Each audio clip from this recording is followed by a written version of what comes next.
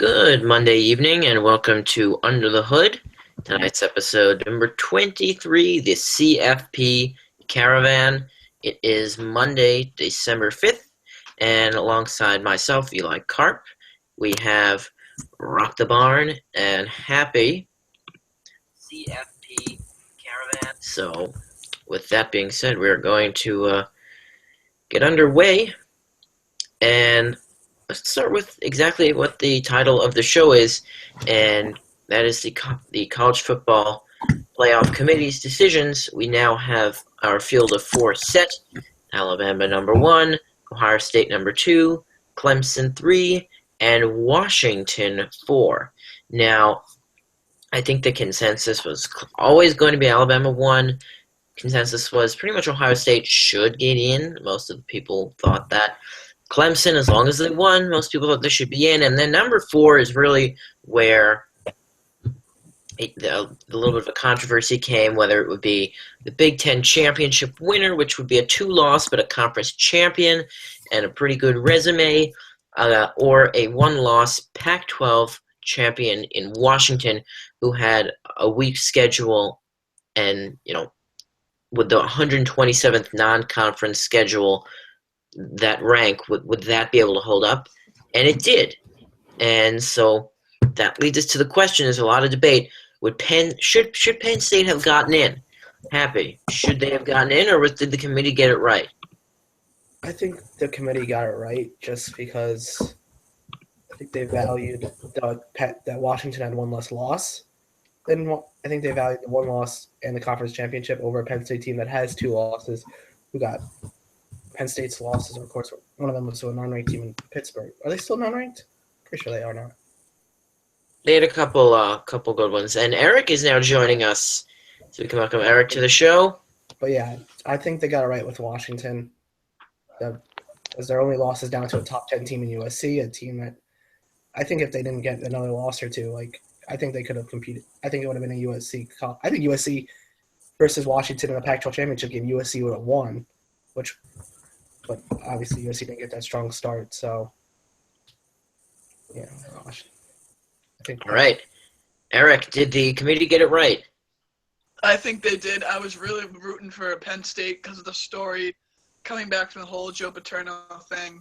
But I do agree that Washington should have got in over them because Alabama, number 1 team, no doubt about it. Clemson, a really good team. Their only loss was to a very good Pitt team by 1 point. Number 3, Ohio State, some very good wins in that team. That is an all-around very good team. Washington, like Happy said, lost the game to a very hot USC team on the rise. I think they did get it right. Rock the Barn? Yeah, I'm going to have to agree with everybody. All right. Yeah, not much discrepancy here. Of course, there's always a debate. Well, should Ohio State really have gotten in if they didn't win a championship and they also lost the head-to-head to the champion? This is just a point of contention. Although I think a decent majority of people, thought Ohio State had the better record, and they're the best team. It's the 4 best teams. And, you could make the case that Michigan might have been a better team than Washington, but, that one extra loss in the non-conference championship did Michigan in the end. But, they're going to a good bowl. And for all the teams that were really close, they're going to, a worthy bowl. And I think they're all being rewarded. And it wasn't too much of a snub this year as it might have been in years past. If you're watching, please submit your questions to the comments box. We are more than happy to answer them. We like them, and you know that. So let's move on to MLB Free Agency. Obviously, hadn't been much going on in the MLB. It's the dormant offseason, but now free agency is coming to light, and there are lots of moves being made, some moderate and some lower moves, but not a ton of huge moves yet. Obviously, there is always the, Bryce Harper to the Yankees. The Yankees are going to spend to get Bryce Harper, whether it's this year or in the future. But the Yankees signed Matt Holliday yesterday, I believe, 1 year, $13 million, which I think they pretty much acknowledge they're now out of the running for Edwin Encarnacion, who is asking for north of 5 years, $125 million. So he's probably the most high-priced free agent left on the market.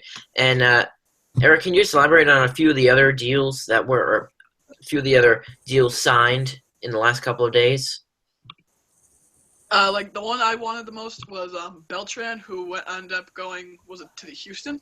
Houston, I think yeah. he went to Houston. Yeah, I wanted him as a replacement for Ortiz. Then we got a Plan B in Holiday gone, but I don't know if I want to sign Encarnacion with $25 million a year for the next 5 years when we have some good prospects coming up to replace that Ortiz hole. And then we have the whole Pablo Sandoval debate that we could go in that I cannot stand him. And I'm kind of blanking on other signings right now. Yeah, a few more minor. I think Rich Hill was signed by the. Who was he signed by? Dodgers? He re-signed by the Dodgers, I think. Melicon signed with the Giants just recently. Yeah, Melanson signed with the Giants, and then the Blue Jays made a couple pickups. I think Washington signed a pitcher or two. So plenty of activity at least happening around the MLB to keep it moving until pitchers and catchers report in just a couple months. So before you know it, it'll be baseball season already, and the Cubs will be going for 2 in a row. Quickly shift gears and let's go to the NBA. And the Cleveland Cavaliers, obviously everyone expects it's going to be the Golden State Warriors, the Cleveland Cavaliers in the finals because the NBA is pretty much just that predictable in the finals this year. But the Cavs, after starting red hot 13-2, they've now lost 3 in a row. What's gone wrong for them, Eric? I haven't watched that much of their games, obviously, because I live in Boston, not Cleveland. But I think it's just nothing to be worried about. Like LeBron has said, he sometimes coasts during the regular season to stay for the playoffs, which is probably the same for everyone else on that team. Someone like Ty Lue has the decisions over that. And I respect his decisions because he has proven he has a ring and he has the respect of LeBron, who is really coaching that team.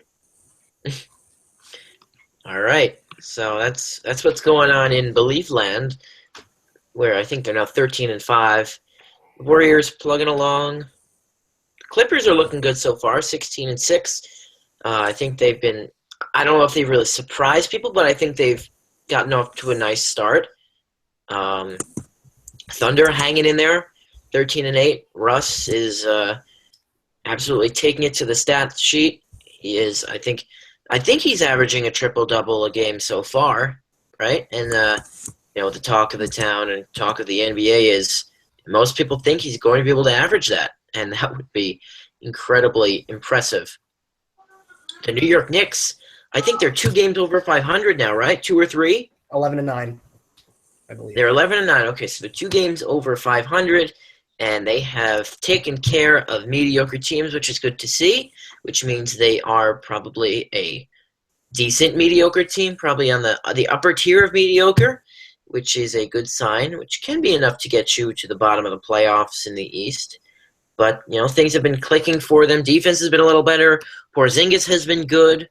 Carmelo has made shots when he's need to. And I think they have an 8-game winning streak at the Garden or something like that. Something like that. So they're feeling comfortable at home, something they've not really, experienced in quite a few years. So see if the Knicks can keep it going, rock the barn. What do you like out of the Knicks that you've seen from them so far? Well, their defense is playing great. They're getting blocks all over the floor. And their coach said at the beginning of the year that their defense wasn't clicking. It was their offense that was taking them through. But as the season is starting to move through towards Christmas time, the defense has really picked it up. Kristaps Porzingis and Kyle O'Quinn have been playing amazing around the paint area. Everyone's picking up mans. Even Carmelo Anthony is playing some pretty good defense. Not a lot of steals, but making sure guys aren't getting open shots, contesting shots. And it's leading to good offense, and people making great plays. I don't know if anyone watched the play. Kylo Quinn got a rebound last night and completely drove up the court, which was a great play by him. But the defense is what's leading to the good offense and his success. And if I'm correct, they're doing all this without Joakim Noah, right? Joakim Noah dressed last night. He played, I think, about 2 to 5 minutes. He's not fully recovered yet, but yes, they're not pretty much doing it without him. So far, that contract does not look good, but plenty of time to go. Happy? Oh, yeah. The one downside with Knicks is probably Joakim Noah. He's just been, I think, like the worst thing. But their bench, I think, has been their bright spot, in my opinion. I mean, Dr. Barn mentioned Kylo Quinn. He had 20 points 2 games ago. And then you got guys like Kuzminskis, Ron Gomez. These guys who, I mean, not many people have heard of, but they're making important plays. And really, I think the bargain that they really got was Justin Holiday. He was part of the Rose trade, but he's really taken over Courtney Lee for that shooting guard spot, even though Courtney Lee's been playing great too. So I think this Knicks bench has really been the bright spot for them. And I wouldn't say that their bench is necessarily, or the team itself is stacked with studs, but I mean, there are options at any corner, kind of like my fantasy team. Not a ton of studs, but plenty of wide receivers to go around. You get one, you get another wide receiver. So, 6 and 7, lost to trust the process. We're gonna throw that away and got to make the playoffs next week. So, that being said, with the Knicks and the NBA, question coming from the audience: what do you think about the Broncos I assume you mean interceptions, if I'm reading that right. Well, nothing new. The Broncos have a very good defense. And playing against Blake Bortles, the pick-6 machine, it did not stop. They had another pick-6. They had at least one more pick. And, they did work. And the offense was not going to hum because you had Paxton Lynch under center and you had Devontae Booker in the backfield. So that was not a match made in heaven for the Broncos offense. But, the Broncos have never relied on their offense too much, and defense carried them to the win, and they got to get a few more going forward. Miami's loss really helped them, and, they're definitely still in the thick of that AFC West race. So it'll be very interesting to see how this AFC West shapes out. And just to think about, the Broncos are now starting a rookie. I mean, they've been starting, you could call Trevor Siemian a rookie, but, having Paxton Lynch come in, not ready, and then Devontae Booker as well, not expected to be, thrust into that role. And so you have 2 rookies, and then you look, and you're like, okay, fine, 2 rookies are not expected to be that good. And then you look down and you see Dallas, and you're like, man, how are they doing this? It just goes to show just how good those rookies have been. Not that, oh, yeah, well, they're playing good football. But you look at other rookies, just how far ahead of them they really are. And I mean, yeah, sure, the offensive line helps a lot, but it's really incredible, and that's coming from a Giants fan. So why do you think the New York Giants lost? This one's tough, isn't it? I mean, you could laundry list it. Honestly, this game is very reminiscent of the Vikings game, and that is that the offense could. Yes, the Pittsburgh defense is not the Minnesota defense. I will say that, but they're going into a hostile environment, and the defense, they didn't play great at times, but they kept this team in it. They got this team back in it with the fumble. Then Eli Apple made a pick. They really made a couple third down stops that gave the offense a chance to come back and cut the score, to a 1-score game or tie it up if they had converted. But the story of this game is just how bad the offense. I mean, they've been able to get away with these same problems through the last 6 games, and their last couple opponents, Chicago and Cleveland, of course, they could get away with that. But their flaws have been exposed against a playoff contender and a better team. And the offensive line, wasn't good. The offensive line has not been good. Couldn't really run the ball effectively. And Eli made worse decisions yesterday than he had in the past few games. And don't forget, they also drove the length of the field twice. And Eli's pick at the 2-yard line when they were threatening after a really nice long drive where they methodically moved the ball and they would have taken the lead with a touchdown 6-5 or 7-5 if Robbie Gould made an extra point. That interception completely changed the dynamic of the game. Instead, Pittsburgh came down, they picked that, got a touchdown, and by half it was 14-0. And yeah, they had Giants chances, but you just never got the feeling that they could come back. And this team is in a dangerous place. And I'll be frank, this team has too many offensive flaws that I don't think they can be very successful in their upcoming very tough matchups. Did I think they would win yesterday? No. But did I think they would look a little better? Yes. Happy? Anything else to add that I missed? Well, yeah. I mean, it's the second game in a row where a wide receiver has complained that Eli hasn't been targeting him. This time, Victor Cruz did not get – I don't believe he got any targets. Last week, Sterling Shepard did not get a target. It's just what I've been noticing is Eli has been forcing the ball to Odell Beckham way too much. I know he's the number one guy, but you got to spread the ball out. You got to just – and that the interception that you were talking about, Larry Donnell, that was the most obvious play call to Larry Donnell I've ever seen because that was his first time on the field. It just seemed like a really obvious play, and it reminded me of like the interception in the Redskins game that when Eli had a miscommunication with a little tie. And I think just the one positive you take out of this game is we saw what Eli Apple could really be. He had some good tackles. He got the interception, the fumble recovery. So I'm hoping that we'll see this Eli Apple a little bit more. Yeah, I agree. But if there's one bright spot to take out of that, it is Eli Apple. He really, after struggling in his not too long ago and really hitting a wall, he's come on and he played really a lot better and he made some key plays. He single-handedly got the Giants a chance to get back into it.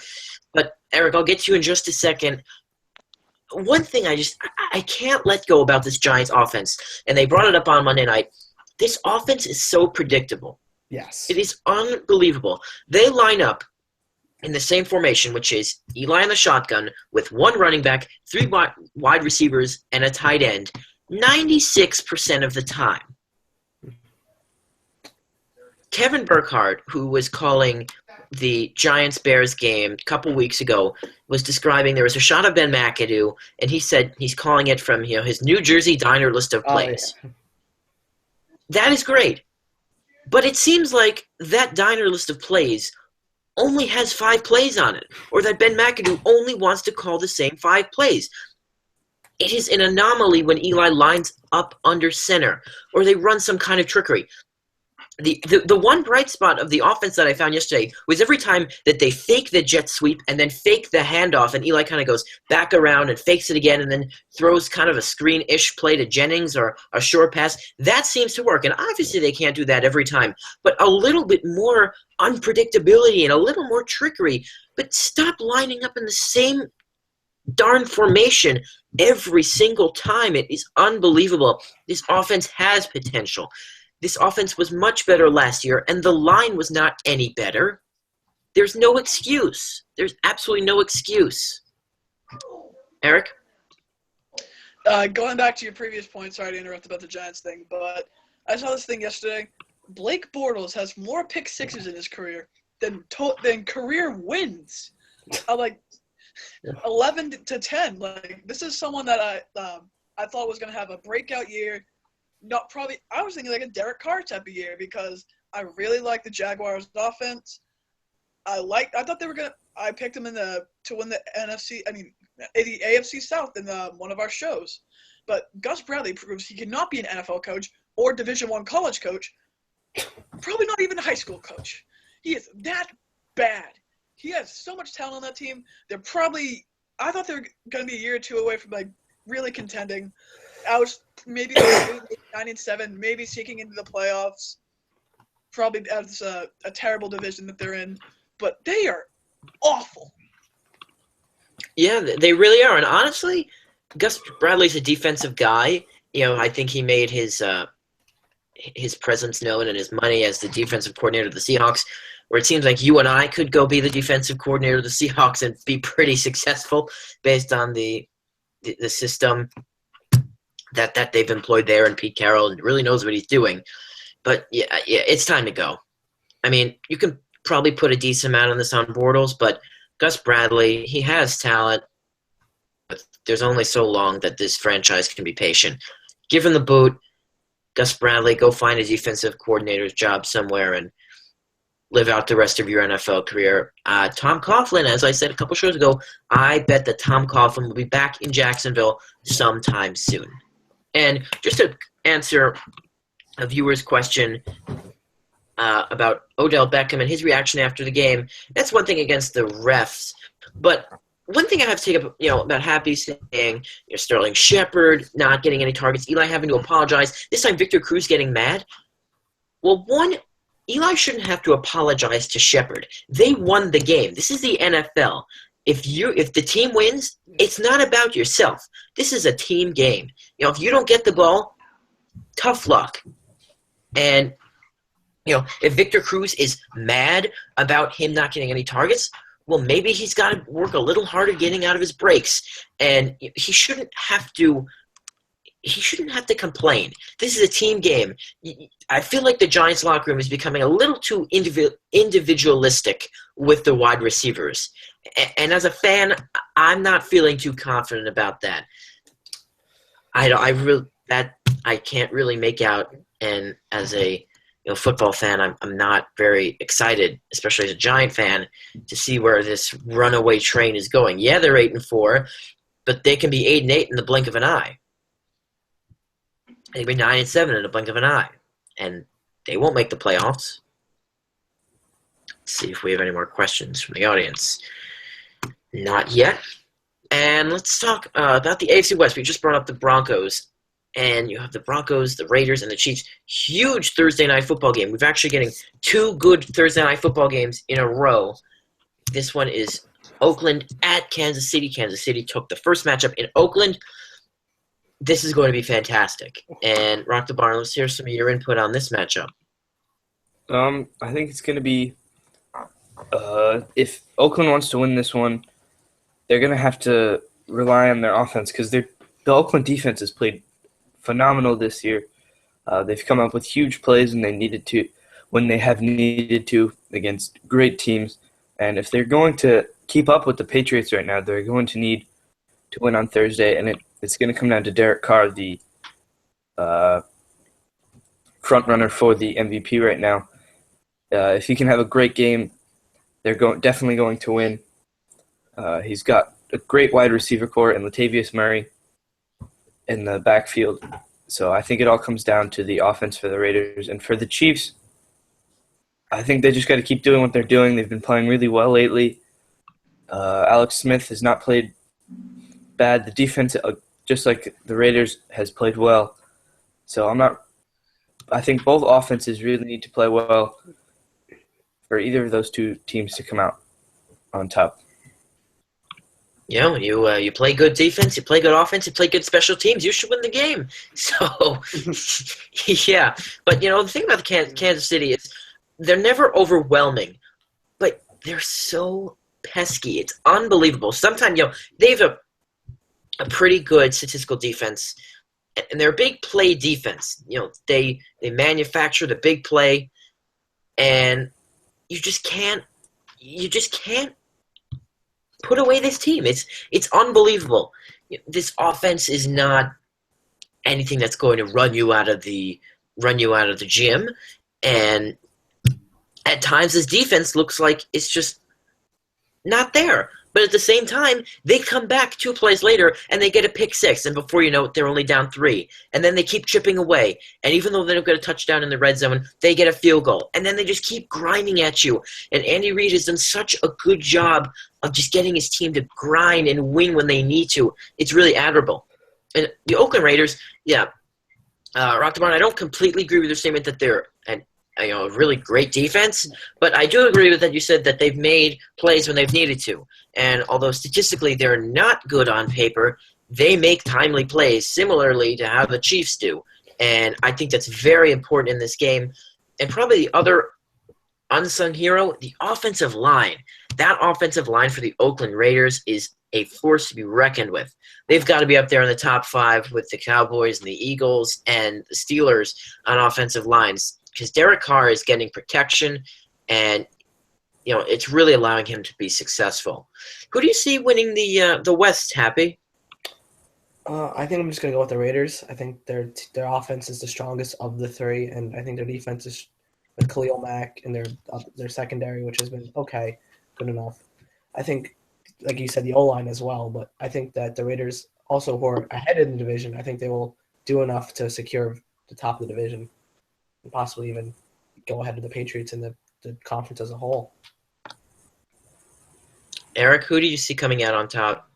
I still think it's Oakland, even though they have a tough schedule coming up. They have to go to play Denver, and I think they have to play in. I think they play in Denver, and I think in Kansas City as well. Yeah. So I think they'll split one of those two games, but I still have them winning that division. And Khalil Mack is an absolute monster. He started a little slow this season, but I think they said on the broadcast yesterday after he sealed the game with another strip sack that he'd done that. Maybe not a strip sack, but I think actually it may be a strip sack, that he gotten a strip sack in 5 straight games. That's unbelievable. He 7 straight. He and Von Miller, again, more of the AFC West power. They've got to be in the running for Defensive Players of the Year. So, exciting stuff happening out West. Question from the audience: will the Cowboys win their next game? That's against the Giants. Huge game. Much more so for the Giants than the Cowboys. Only because the Giants at this point, they're 8-4, but it's an 8-4 fighting for their lives. I mean, it's unbelievable how it seemed after one loss, the season seems to have turned on a dime because their flaws have finally given into a loss. And it's Sunday night. It's at the Meadowlands. It's Giants versus Cowboys. It should be a good game. I think that the Giants will keep it close. I don't know if the Giants can win. I just don't.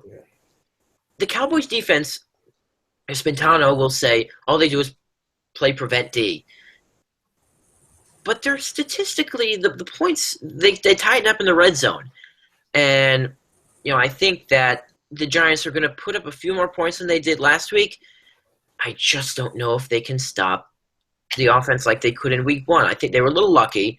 They only gave up 19 points, but it was both Zeke and Dak's first real start.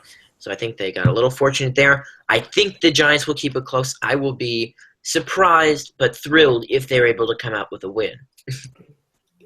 Yeah. What he said. It'll come down to really just can the defensive line get by the O-line and stop Zeke. They managed to do a great job in week 1. I think they only give up like 50-some-odd yards or something.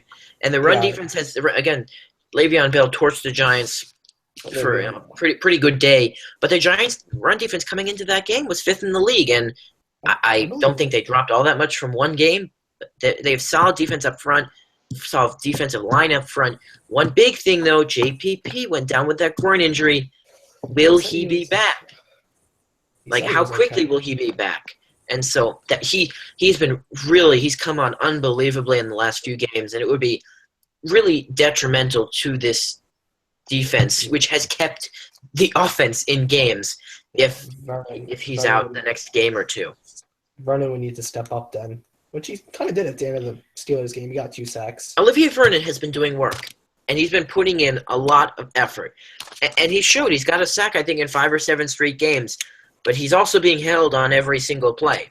And there was one play that led to a Steelers touchdown where he was blatantly being held. You could see it from watching on your TV. It was right in front of the ref. Alejandro Villanueva had his arm around Vernon like this. And yes, the old saying goes, there is holding on every play. It just depends when it's called. But on a play like that, it was blatant. That was just a little depressing to watch. I was screaming at the TV, there's a hold. And there's a wide open receiver for 30 yards down the field. And that happened right after the safety, too. Exactly. And the defense, they stood, and there's only so much they could do. But, again, a recurring thing with the Giants' defense, they can't stop tight ends. Ladarius Green, he's somewhat proven, but he just absolutely torched them as well. It was unbelievable. And after the offense has finally done something and there's momentum, they gave up such an easy drive for a touchdown. So I think they have to play a little better timely defense, which they had done before.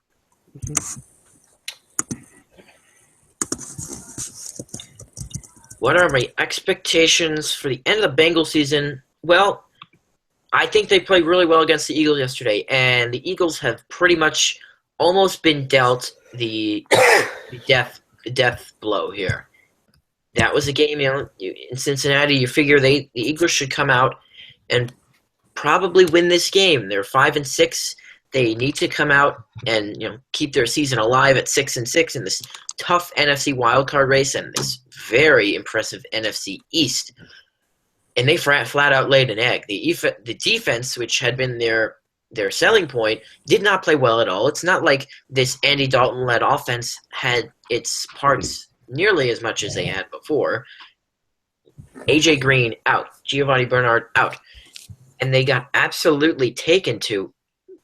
So, credits to the Bengals. They're coming in 3-7-1 off a tough loss to Baltimore, but they're fighting, and no game has gone out of their reach a lot, and that might be what Marvin Lewis keeps his job for, if his job is kept, is that this team keeps fighting.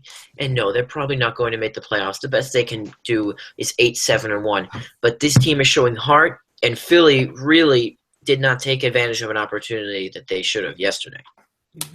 Mike Nugent, on the other hand, should be cut. He should be on the streets looking for a job. This guy, I don't get it. He's becoming Blair Walsh-esque just on extra points. And Rock the Barn, we're going to finish out tonight before we take a couple more questions with the, I guess we call the Rock the Barn segment. And that is that the Tampa Bay Buccaneers are now 7-5. We heard Rock the Barn either last week or the week before saying that the Tampa Bay Buccaneers are going to make the playoffs in the wild card. They're actually tied atop the NFC South with the Falcons, who are beginning to sputter once again. And they have a prime chance. They play a divisional matchup versus the Saints upcoming. Saints were dealt a tough blow by the surging Lions.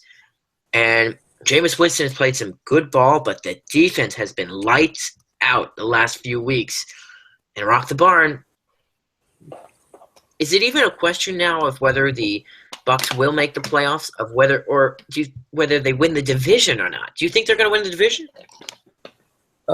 Division is still questionable. The rest of the season schedule is in their favor for the division, but I think playoffs is definitely a yes. Schedule, you have the Saints, like you said, next weekend around 4, and the primetime Cowboys game Sunday night, 2 weeks from now, which is probably going to be their loss. And then they play the Saints and just a horrible Panthers team in Tampa Bay. I just feel there's no chance of them not making the playoffs unless the defense just completely falls apart. That he doesn't want to play. There's really, Doug Martin, is he hurt right now? No, but he hasn't gotten a ton of work. But they've gotten it done. Yeah, and even without Doug Martin, they've been playing great. And with Doug Martin, it could be, if he plays to his fullest potential, it could be another story. So playoffs, yes. The division, questionable right now. I think they're going to win the division based on I think they can keep riding this high. And what is amazing is that just a few short weeks ago when Atlanta came to Tampa on Thursday night and they absolutely dismantled them, the offense looked unstoppable, and Tampa looked like they were like 4-5 at that point. Or maybe they dropped to 4-3 and maybe 3-5. And everyone's like, okay, this team, they're still growing. Jameis is still growing. This defense is still a little young. And Mike Smith, the defensive coordinator, is thought to be on the hot seat. And then this revelation happens, and here they are, 7-5, fighting for a playoff spot and possibly for a division crown. I think the Atlanta Falcons are going to falter. We've known them to do that. And I don't see that stopping. And it's fun to see Tampa, a young quarterback, a franchise on the rise, which had like 2 wins just a couple short years ago to get back into the playoffs. That would be exciting. Now, I hope they don't challenge too much for the Giants spot, but that's why it's so tough because I never like to root for the Cowboys. I never root for the Cowboys. But in cases like these, where I know that the Giants aren't going to win the division, and the Cowboys play these possibly wild card teams, I'm kind of rooting for the Cowboys because the Giants need help, and the Giants aren't going to always make their own help. So if they can land Tampa, give them a blow in Week 15, that would be helpful. I won't lie. Giants don't have any gimmies coming up. But I hope Tampa can find the way in. Who's better, Eli's fantasy team or the Browns? Well, Eli's fantasy team has 6 more wins than the Browns. There's your answer to that question. And yes, Mr. Purple, you did miss the CFP segment. That was our first one early on. So we'll take a couple more questions, but other than that, we've run through our agenda today. And we're going to sign off in a few minutes. So submit your last questions. Jets versus Colts tonight, I believe. Starting in just about 5 minutes. And it was funny, I was listening to the local radio today, and the local news station was saying there are going to be plenty of fans dressed as empty seats tonight at MetLife. So that pretty much sums it up. It's a cold, just dreary night outside here in the New York area, and the Colts are fighting for their playoff life. And the AFC South is very interesting. Who do we think is going to come away with the AFC South? It's not Jacksonville, but the Houston Texans have absolutely slid. They are in a free fall. They're 6-6. I think the Colts are 5-6 now, and this is a game that they should win in theory. And the Titans are right there. I think they're 6-6 as well. So it's a logjam of mediocrity at the top of the AFC South. I honestly think at this point in time it could be Indy, and I didn't think that coming in. Anyone else thoughts?